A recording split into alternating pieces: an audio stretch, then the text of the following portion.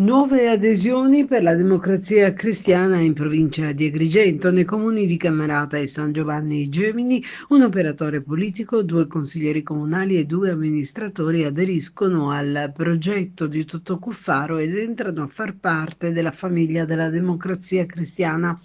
Mario Bellino sceglie di aderire al progetto DC unitamente al consigliere Giuseppe Bellino e l'assessore Vincenzo Russotto di Cammarata, mentre dal comune di San Giovanni Gemini subentrano in DC Simona Baio e Michele Lobello, rispettivamente consigliere e assessore.